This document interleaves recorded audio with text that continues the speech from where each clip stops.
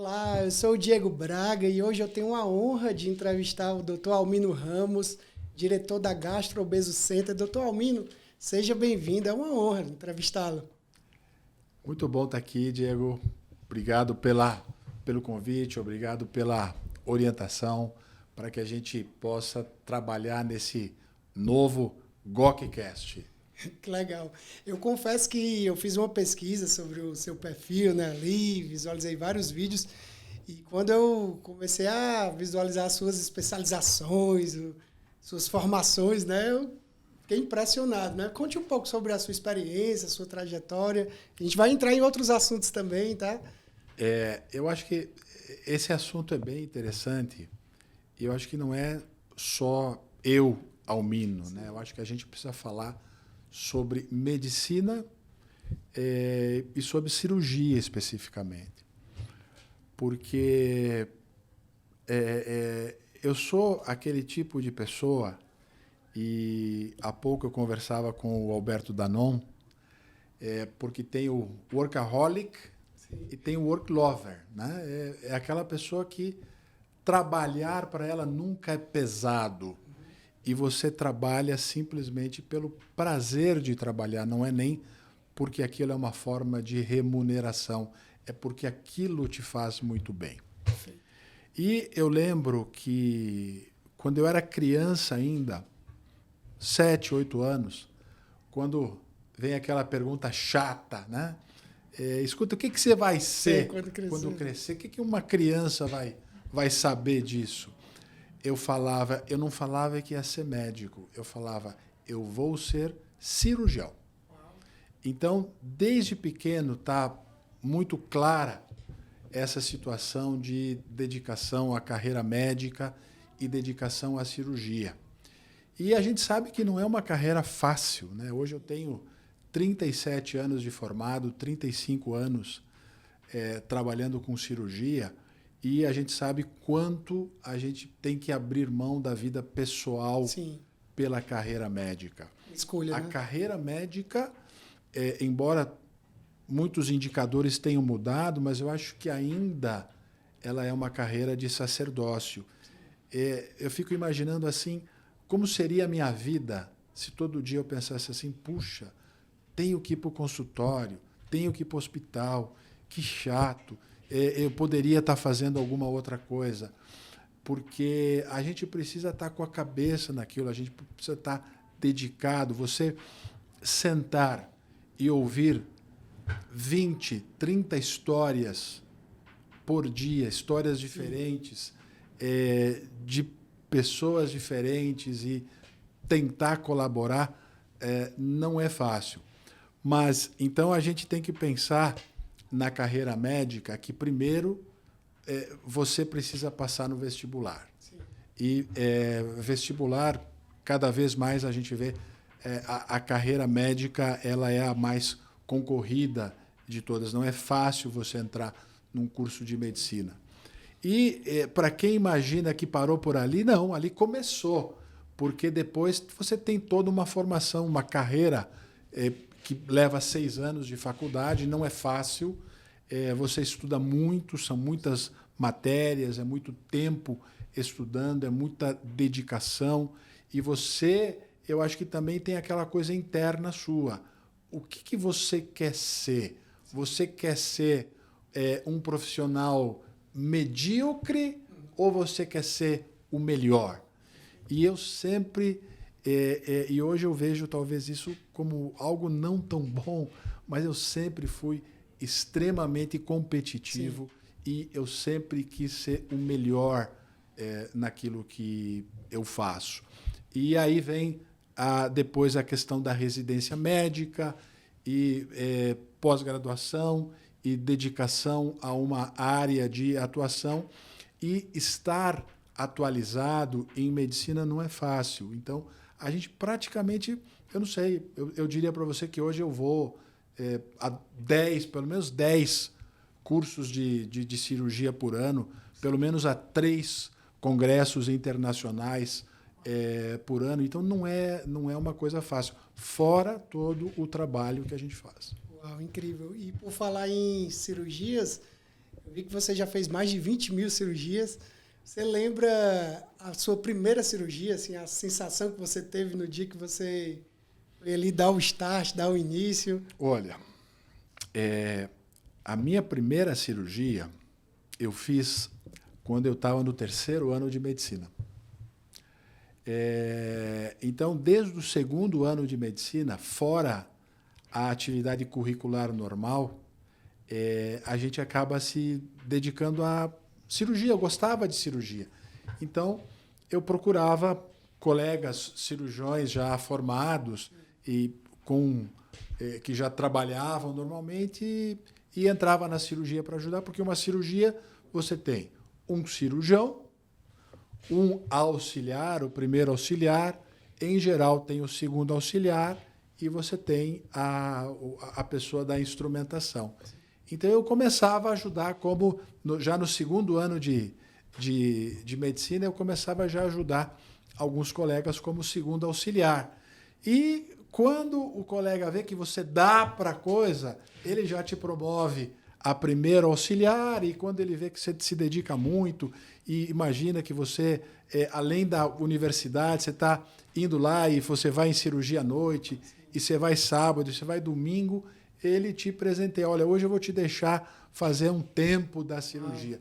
E no 3º ano de medicina, eu fiz a minha primeira cirurgia, que foi uma colecistectomia, uma cirurgia da vesícula. Claro que assistido pelo cirurgião, o cirurgião o tempo todo comigo. A primeira coisa era a segurança do paciente, mas já desde o 3º ano de cirurgia que eu tenho uma dedicação muito grande, o 3º ano de faculdade, à cirurgia. Ali foi uma recompensa, né? E você sabe que hoje, Diego, é uma coisa que a gente comenta muito, nada contra, eu acho que cada um avalia a coisa, interpreta a coisa da forma como quer. Mas hoje a gente tem muita preocupação com a formação médica. Porque quando eu fiz minha residência médica, a minha preocupação, a primeira, era quantas cirurgias eu vou fazer aqui, porque aquilo era o meu treinamento. Quanto eu vou operar? Que cirurgião eu vou sair no final? E para sair um bom cirurgião, eu preciso de ter muitas horas de cirurgia. Também há pouco a gente comentava das horas de voo do piloto, né? Sim, da experiência. Exato. Porque uma coisa é você aprender no livro, é você ver o atlas, é você olhar um vídeo da cirurgia. A outra é você ter experiência, prática, né? Aprender na prática, que eu acho que é a grande bagagem que eu carrego hoje. Hoje, de cirurgia bariátrica, a gente deve ter algo, um pouco mais de 25 mil operações. Quer dizer, é uma grande experiência. Eu acho que é muito improvável que na minha vida de cirurgião, no que eu tenho ainda pela frente, eu veja alguma coisa diferente daquilo que eu vi até agora. Provavelmente todas as situações inesperadas que um cirurgião precisaria passar durante uma cirurgia, eu já passei. Então, eu acho que esta é a grande vantagem de você fazer o teu tratamento com um grupo experiente. É que aquele grupo ele já viu muitas vezes uma situação parecida com aquela tua e fica mais fácil de lidar com essas situações. Sim. Agora, a formação da gente como cirurgião é uma formação contínua, porque todo ano sai um equipamento novo. Então, por exemplo, logo que eu estava terminando minha residência, e eu acho que isso foi uma grande oportunidade que eu tive, estava começando, abrindo a porta para uma nova era da cirurgia, que é o que a gente chama de cirurgia minimamente invasiva. Antigamente, a gente fazia cirurgia por incisão e tinha um lema que era assim: grandes cirurgiões, grandes incisões.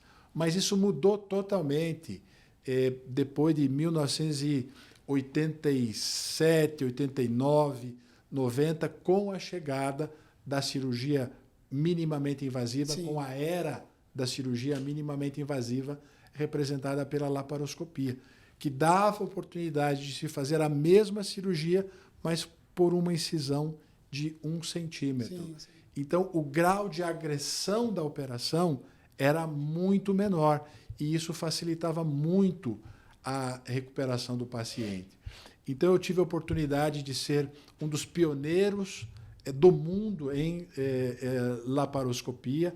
Eu lembro que, naquela época, até a gente teve uma reportagem de capa da Isto É, sobre exatamente a implantação da técnica da cirurgia minimamente invasiva aqui no Brasil. Logo depois, também a oportunidade de começar com a cirurgia metabólica, a cirurgia bariátrica, aonde se começou a entender uma outra dimensão em relação ao tratamento da obesidade. A obesidade hoje é a doença, né? É uma doença de muita repercussão. Sim. É o principal problema de saúde pública que nós enfrentamos atualmente. Mundo, né? E a gente vai, acho que, poder conversar um pouco mais sobre isso. Os conceitos da cirurgia metabólica e agora começando também uma outra etapa da cirurgia que as pessoas definem como cirurgia robótica, mas muito mais do que isso é a cirurgia digital. Aonde, por exemplo, eu estava conversando com um colega ontem, hoje nós temos a possibilidade de, vamos imaginar um paciente que tem um tumor de fígado, um tumor de pâncreas, uma coisa que é um pouco mais delicada. Nós vamos tomografar esse paciente, nós vamos fazer uma reconstrução em 3D e nós vamos imprimir o órgão. Então eu vou ter o fígado, o pâncreas e aquele tumor impresso. Então eu vou ter toda a relação do tumor com os vasos, com os nervos, com o fígado, com o pâncreas. Então, quando eu entrar na cirurgia, de verdade, tem todo um eu já treinei. Ali, né? E estão chegando programas de computação aonde nós vamos poder, com a ajuda do computador e do robô, operar esse paciente virtualmente antes, descobrir na cirurgia virtual os pontos de dificuldade para que na cirurgia de verdade a gente consiga oferecer mais segurança. Então, isso é a cirurgia digital. É uma nova cirurgia que está chegando. Ela vai ter uma grande colaboração na cirurgia bariátrica e metabólica, muito no sentido de reconhecimento do perfil de doença de cada paciente. Hoje a gente tem algumas dificuldades de definir a cirurgia, o momento mais adequado para a cirurgia, de naquela operação qual é o tamanho do estômago exato que eu devo deixar, quanto eu tenho que desviar do intestino, e com isso nós vamos ter no futuro logaritmos que vão nos ajudar a ter mais precisão com aquele perfil de paciente, saber exatamente o que eu tenho que fazer nele. Perfeito. Incrível. Então, eu me sinto privilegiado por tudo que eu vivi, né, nas diferentes fases da cirurgia. Eu acho que esse é um tempo muito bom de estar aqui no planeta Terra, vivendo esse momento, essa etapa do desenvolvimento da cirurgia. Eu acho que é uma etapa diferente. Mas, por outro lado, a gente vê também que cada dia tem coisa nova. Né? Você contando essa história, eu lhe vejo como um escolhido, né? Alguém que estava no momento certo ali, quando o seu segmento estava em desenvolvimento, né? Você estava ali, e agora, com essa chegada de toda essa tecnologia, você já tem toda essa bagagem, né? Para unir todo o conhecimento que você tem com...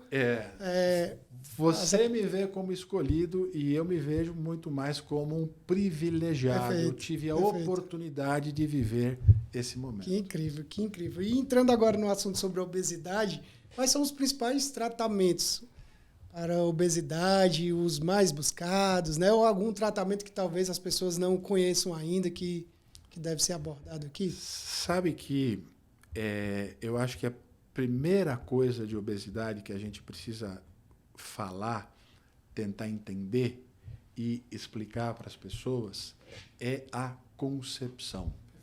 O que é obesidade? Então, deixa eu te colocar numa saia justa agora, porque isso não está no teu roteiro. Sim. Como você, Diego, vê a obesidade? Como você vê uma pessoa com obesidade? Eu penso que a obesidade é um dos males do século, né? Sim, existem várias pessoas que estão com obesidade, mas talvez elas ainda não encontraram o tratamento adequado, né? Eu penso que quando eu converso com pessoas que estão nesse contexto, elas falam muito que têm dificuldade de encontrar o tratamento correto, que tem medo de fazer uma cirurgia, né? Existe muito ainda um ruído de comunicação, né? Porém, eu penso que quanto mais bem informadas essas pessoas estiverem, né? E quanto melhor for o tratamento, quanto mais adequado for o tratamento, mais resultado nela vai ter. 70% das pessoas no Brasil estão com obesidade? Eu vi alguns dados assim. Por exemplo, tem um programa da TV onde uma empresa, uma loja, estava contratando vendedores. Sim. Tinha um anúncio de contratação. Então, foi uma paciente, uma senhora com obesidade e um bom currículo. Sim. Ela foi e conversou com a pessoa responsável. E a pessoa falou assim, olha, realmente o teu currículo é muito bom, mas sabe o que aconteceu? O cargo já está preenchido, a gente acabou de definir. E aí, uma câmera de televisão Sim. filmando. E aí, ela saiu e foi uma outra magra. E o currículo não era tão bom quanto o da pessoa com obesidade, e ela foi contratada. E este tipo de situação a gente vê no dia a dia. Quem é um ator de televisão com obesidade que você lembre que tenha feito sucesso?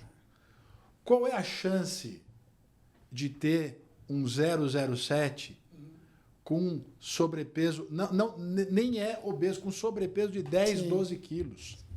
É zero. E quando a gente vê, por exemplo, quem viu o último filme aí do Thor, Sim. Né?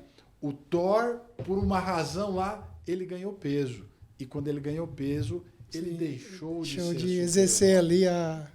ele foi quase que aposentado. Dos Incríveis também, ganhou peso e foi aposentado. Sim. Então, eu acho que a sociedade ela é muito dura Sim. com a obesidade. E ela diz assim, você é assim porque você quer. Então, você acha que todo esse movimento da mídia, né, tem mais a ver com essa dureza aí que você pontuou? Ou, de fato, a pessoa que está ali com, sei lá, um sobrepeso, ela teria uma certa dificuldade dentro de um movimento, por exemplo, de um filme ali, né? Eu penso que é mais um movimento da mídia mesmo, né? De gerar essa informação, né? Onde será que isso começou? Eu acho que ninguém tem culpa de ter endometriose. Sim. Ninguém tem culpa de ter tuberculose. Sim. Ninguém tem culpa de ter um tumor no fígado, um tumor no cérebro, o que seja. Mas a sociedade ainda é cruel dizendo que se você tem obesidade, peraí, é só fazer uma dietazinha Sim. e é só fazer atividade física e isso vai se resolver. E a gente sabe que não é assim. Existem muitos outros fatores. E disso nasceu a cirurgia metabólica. Porque a gente entende que obesidade não é uma questão de comer mais ou menos. Comer é sintoma da doença. Existe uma doença do metabolismo que aumenta o apetite. Obesidade é uma doença. Então, se a obesidade é uma doença, qual é o sintoma dessa doença? O sintoma é fome. As pessoas têm mais fome que o normal. Porém, isso não é um desejo. Ela não tem fome porque ela deseja. Ela tem fome porque ela tem um desequilíbrio metabólico que leva a ela a comer. É importante que as pessoas saibam que a parte do nosso organismo que controla isso é o cérebro. Mais do que, não é o estômago, é o cérebro.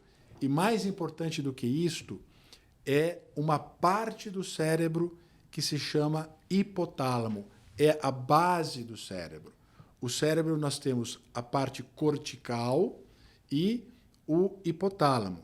O hipotálamo, que é o que diz quanto você vai comer, quanto vai ser o meu metabolismo basal, isso é determinado no hipotálamo, é a mesma região que está determinando nesse momento quanto a gente vai suar, quanto vai ser o nosso batimento cardíaco. Você determina quanto vai ser a tua temperatura. Eu quero ter 36,85 de temperatura. Não. Isso é um mecanismo central. O nosso corpo, baseado em informações que ele tem, ele determina isso. Então, por exemplo, se nós detectamos que tem um vírus, uma bactéria invasora, o que esse centro faz? Aumenta a temperatura do corpo para criar uma situação negativa para eliminar a bactéria e o vírus. Esse é o mesmo lugar que determina o nosso metabolismo e, por conseguinte, o nosso peso. Então, não é culpa da pessoa. Tem coisas que vêm da genética, tem coisas que vêm do metabolismo, mas a maioria, a maior parte da sociedade ainda considera isso como um defeito. É só fazer uma dietazinha. Aí eu penso que só fazer atividade física. Todo esse apelo visual da mídia, né, traz essa culpa, né? E aí a culpa gera uma série de outros fatores como se, para ser uma pessoa ética, justa, competente, você precisasse ter um corpo X, Y e Z. Então, a imprensa ela está muito ligada na cor da pele, por exemplo. Sim. A cor da pele é muito importante. Agora, para a obesidade não tem o mesmo tipo de pensamento. Então, as pessoas continuam com um preconceito enorme em relação a isso. E eu acho que a nossa proposta é ajudar, é colaborar. Obesidade não é um problema estético. Obesidade é uma doença que compromete qualidade de vida e expectativa de vida. E todos os tratamentos vêm em tentar solucionar. O objetivo principal de um tratamento para perder peso, não é emagrecimento, é melhorar a qualidade de vida, é fazer com que aquela pessoa possa viver melhor, possa ter mais saúde. Acho que essa é a grande questão.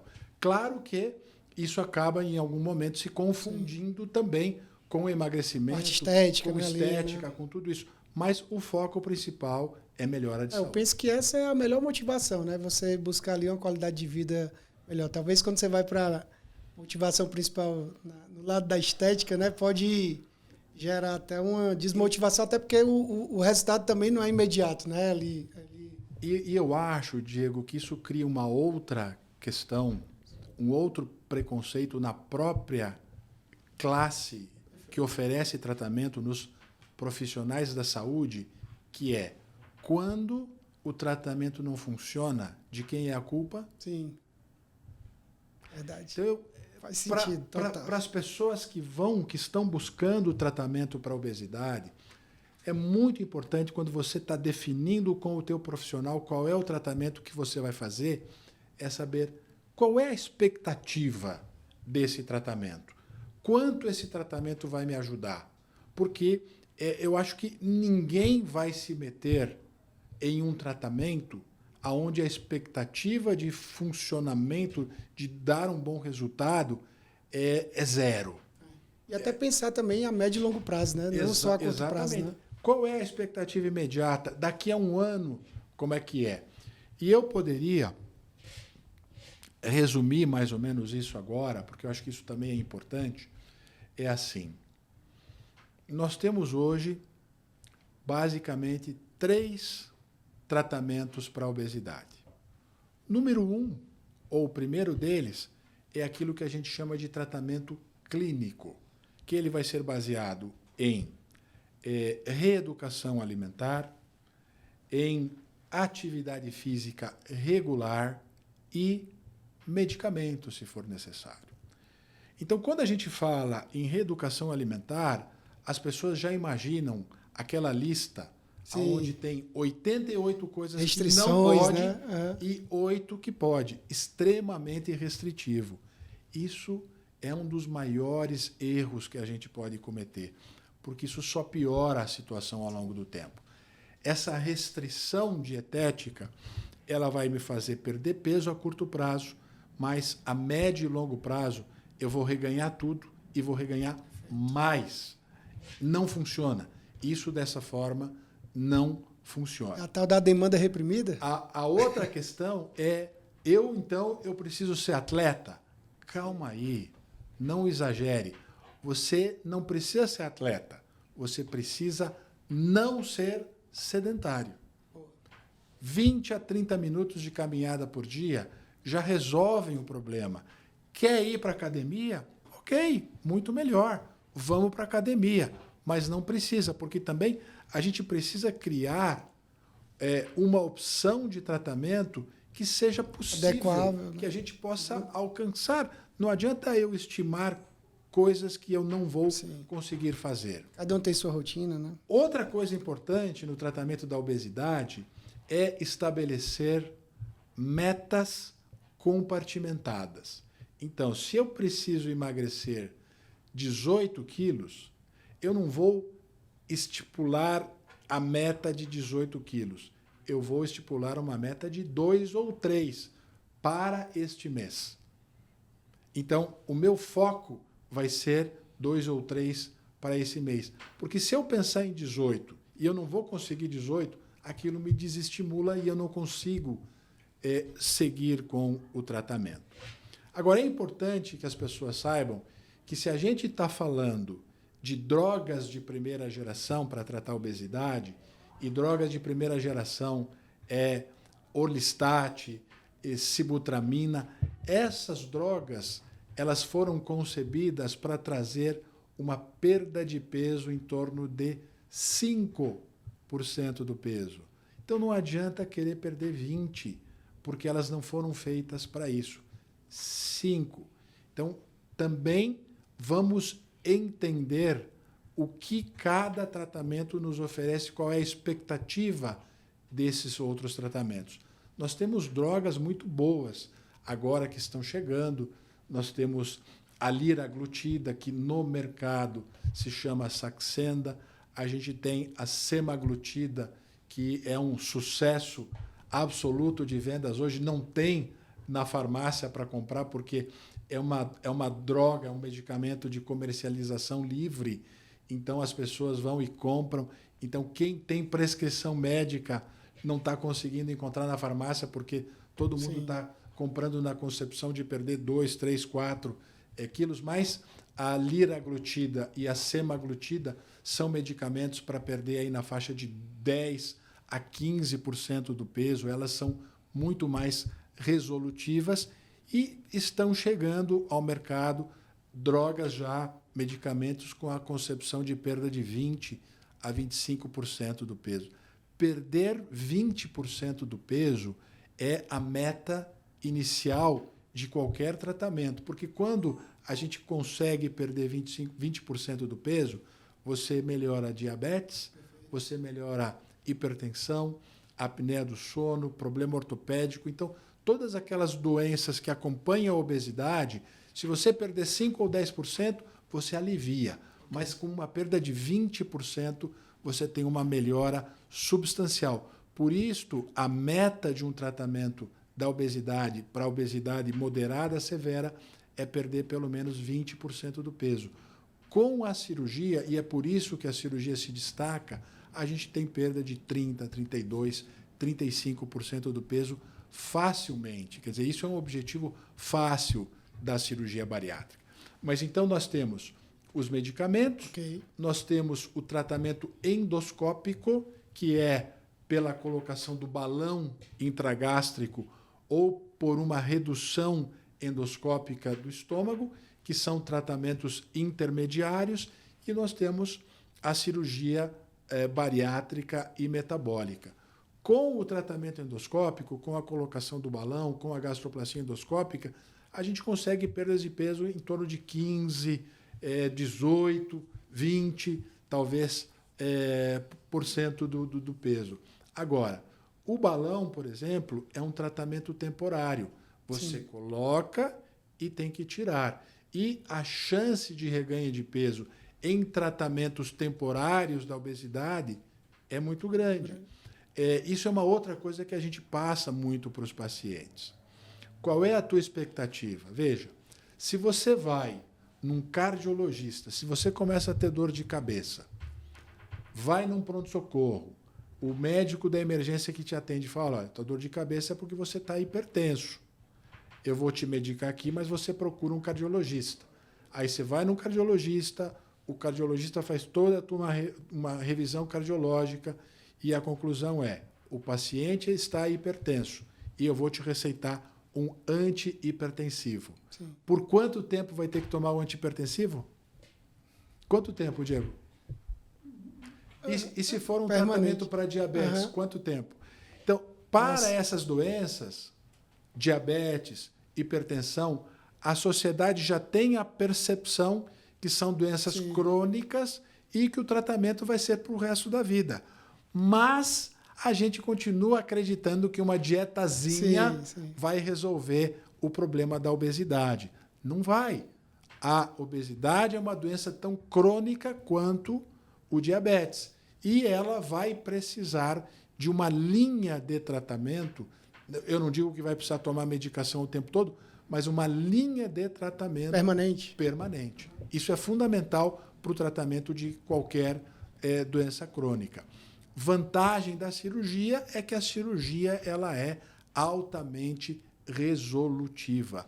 E ela é resolutiva não porque ela diminui o tamanho do estômago e força o paciente a comer menos. Ela é resolutiva porque ela diminui a produção do hormônio que causa fome, ela melhora a produção de hormônios que ativam o metabolismo da pessoa. Então, sem dúvida, hoje o melhor tratamento que nós temos para a obesidade é a cirurgia. Não de um conceito de banalização, até porque se submeter a uma cirurgia bariátrica exige muita responsabilidade, não é fazer uma operação, é se submeter a um programa de tratamento que ele é permanente. Ele tem diferentes fases, mas ele é permanente. Tá. Inclusive, tocando nesse assunto sobre cirurgia bariátrica, me conta um pouco sobre a preparação, né? Porque até quando eu respondi a sua pergunta, muitas pessoas que eu converso ali, elas sempre falam, olha, eu tinha muito receio, tantos que fizeram a cirurgia, passaram ali pelo processo, né? Eu tinha muito receio da cirurgia, porque a palavra cirurgia, né, já dá aquele... A pessoa já fica um pouco receosa, né? Qual é o processo de preparação para ingressar, digamos assim, no... Será que hoje tem alguém que não conhece alguém operado? Você conhece pessoas que fizeram cirurgia bariátrica? Conheço. Muitas, várias. Então, as pessoas que fizeram cirurgias bariátricas, que antes eram raras, hoje é o colega de trabalho, é o motorista do táxi, é o motorista do Uber, é a recepcionista do prédio que você vai, é o garçom do restaurante que você vai comer. Então, hoje, a cirurgia bariátrica ela é um método de conhecimento popular e que se disseminou bastante. E isso pode gerar uma falsa sensação de banalização. Eu escuto muito a imprensa falar essa palavra, banalização. Ok. Por ano no Brasil, são feitas aproximadamente 50 mil cirurgias bariátricas. Indicação clássica para cirurgia bariátrica. IMC, índice de massa corporal, peso dividido pela altura ao quadrado, IMC acima de 40. Sabe quantas pessoas no Brasil nós temos com IMC acima de 40 com indicação formal para cirurgia bariátrica? Milhões. 6 milhões. Uau. Se imagina. 70 mil cirurgias. Se opera 50 mil por 50 ano. mil. Tem 6 milhões. Se a gente colocar pessoas com o IMC mais baixo, de 35 para cima, mas que se qualificam para a cirurgia também, porque tem diabetes, tem apneia do sono, tem hipertensão, nós vamos colocar mais 3 milhões de pessoas nesse grupo. E se a gente colocar pacientes de 30 a 35 de IMC que têm o seu diabetes, a sua doença metabólica descompensada, que não consegue tratamento, nós vamos colocar mais 3 ou 4 milhões. Então não existe nada de banalização. É que a doença, infelizmente, ela está cada vez mais inserida no a gente tem sociedade. No Brasil, mais da metade da população ela tem excesso de peso. 25% aproximadamente tem alguma forma de obesidade. 3 a 4% vai ter alguma forma grave de obesidade com indicação para cirurgia bariátrica. Agora, uma coisa vem acontecendo, Diego, muito importante também, é o risco dessa cirurgia, há 25 anos atrás, ele não era desprezível, porque era uma cirurgia feita com uma incisão de 20 a 30 centímetros, que demorava 2 ou 3 horas e que, portanto, era uma cirurgia de um potencial de agressividade, de invasividade, sim, muito diferente do que é hoje, daquilo que nós falamos. Hoje nós estamos na era da cirurgia minimamente invasiva. Você faz 5 furinhos assim e faz uma cirurgia de alta complexidade como essa. Os instrumentos estão cada vez mais seguros. Ou seja, hoje a chance de você ter uma complicação severa numa cirurgia bariátrica, de verdade, ela é muito rara. Ela é tão rara que o risco da doença excede em muitas vezes o risco da operação. Então, a cirurgia bariátrica ela tem o seu lugar, é um lugar expressivo, não é o que deveria ser. Sim. Muitas outras pessoas deveriam operar. É só a gente olhar. Vamos olhar no Hospital das Clínicas aqui de São Paulo, qual é a fila para fazer cirurgia bariátrica? Gente de 180 quilos, sim, 200 quilos, há 3, 4, 5 anos esperando para fazer uma cirurgia bariátrica. Na Unicamp, a mesma coisa.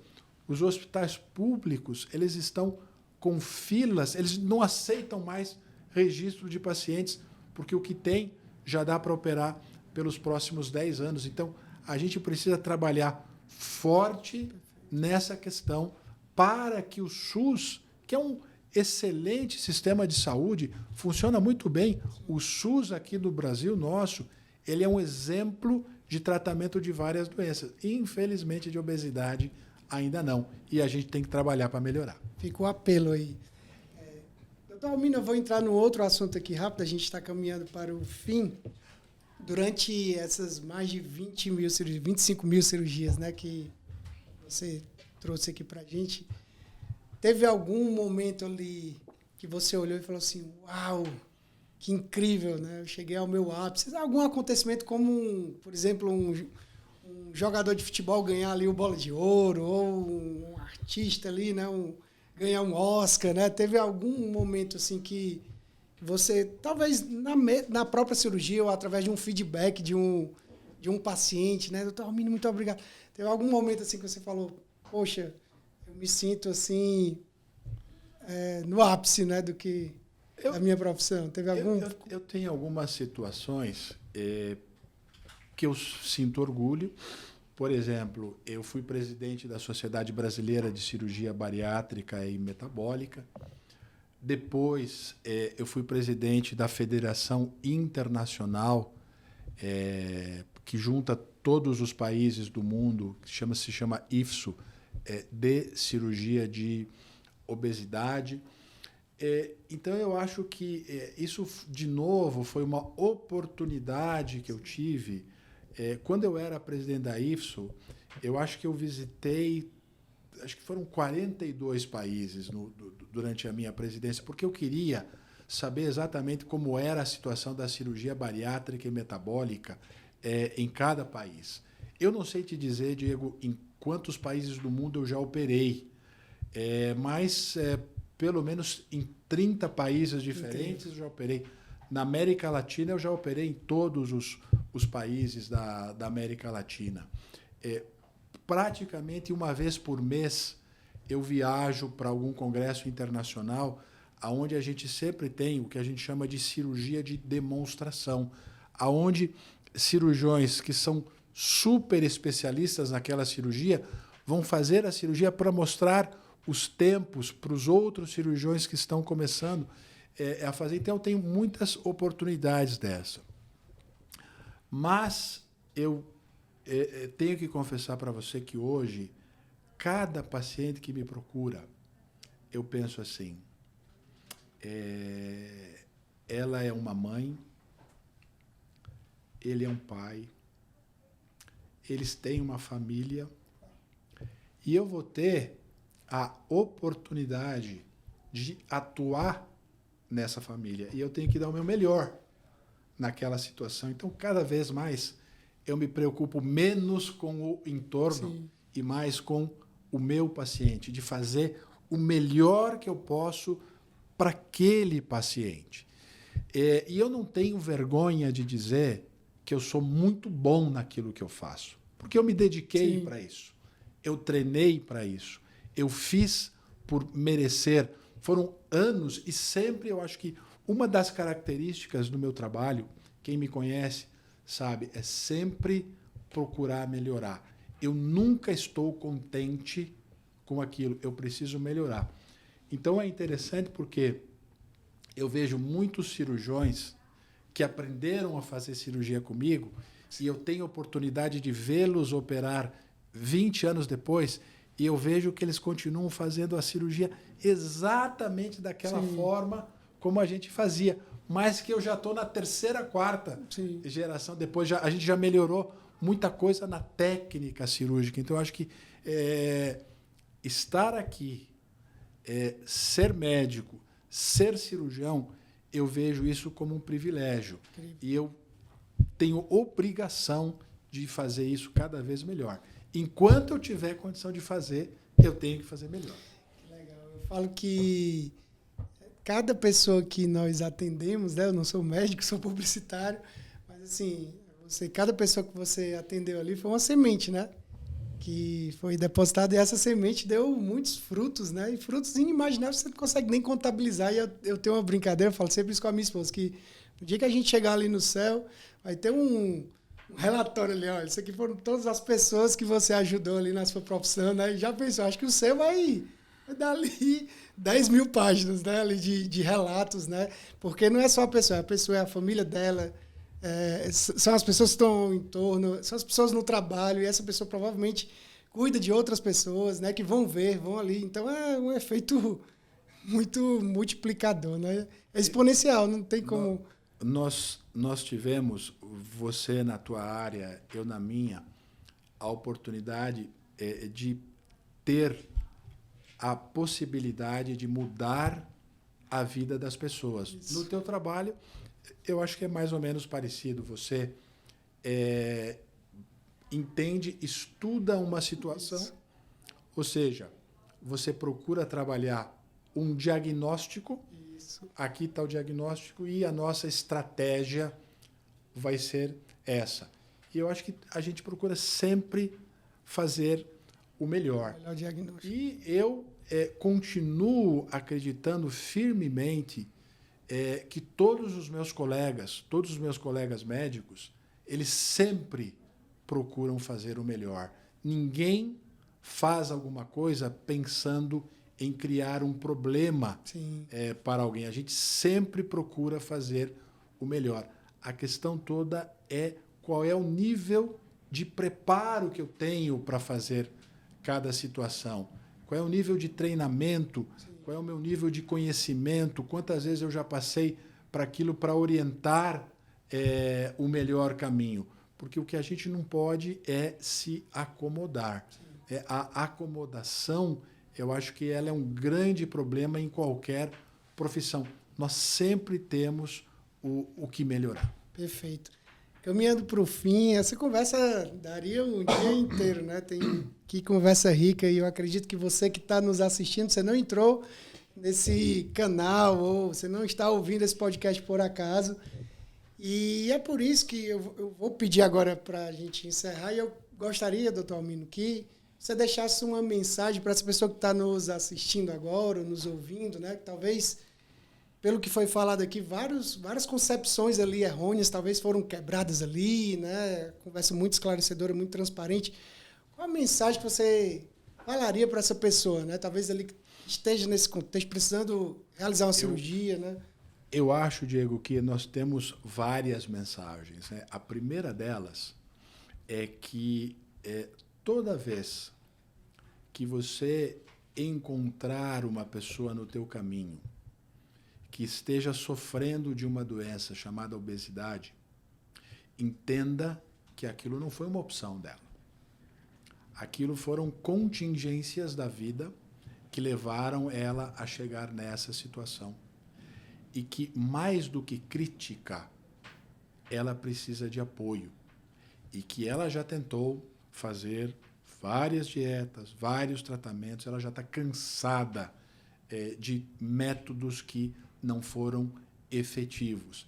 Então, se você não pode falar nada para ajudar, fique calado. Mas eu acho que você pode. Apoie. Busque entender, busque orientação. Você tem uma doença, você já buscou ajuda para isso? Porque a grande maioria das pessoas ainda, exatamente porque a sociedade aponta e diz você é assim porque você quer, elas continuam achando que ela se meteu sozinha nisso. Então, se ela se meteu sozinha, ela tem que sair sozinha. E não é assim. Obesidade é uma doença, tem tratamento especializado e a gente precisa buscar as pessoas que podem nos ajudar.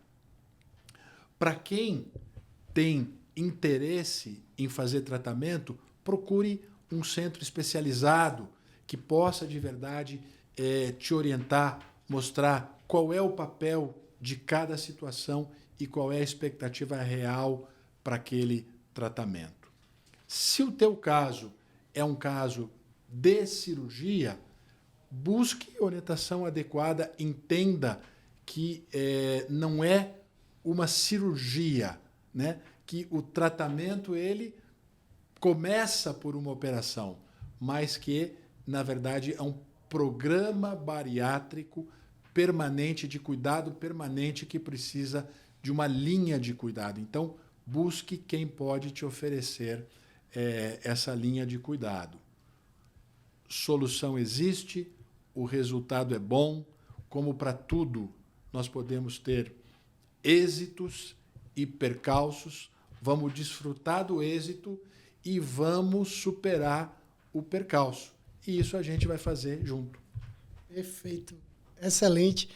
Eu conversei com o Dr. Almino Ramos. Você que está nos assistindo no YouTube, curte esse vídeo, compartilha com o máximo de amigos que precisam receber essa informação. Se você está nos ouvindo em algum podcast, faça o mesmo, tá?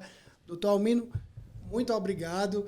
E eu já vou aproveitar para fazer um convite para, no próximo episódio, a gente falar sobre o futuro do tratamento para a obesidade. Eu penso que é um tema bem interessante. Eu tinha preparado essa pergunta aqui, mas eu acredito que dá um podcast tão rico como esse, né, que nós gravamos. Eu acho que o futuro ele nos reserva coisas muito boas. O resultado dos tratamentos tem melhorado bastante. A gente consegue oferecer tratamentos que têm um resultado cada vez melhor. E esse GOCcast vale o GOCcast da gente conversar sobre o futuro do tratamento da obesidade e das doenças metabólicas. Legal, muito obrigado. Fica o convite aí. Até logo, pessoal. Até a próxima.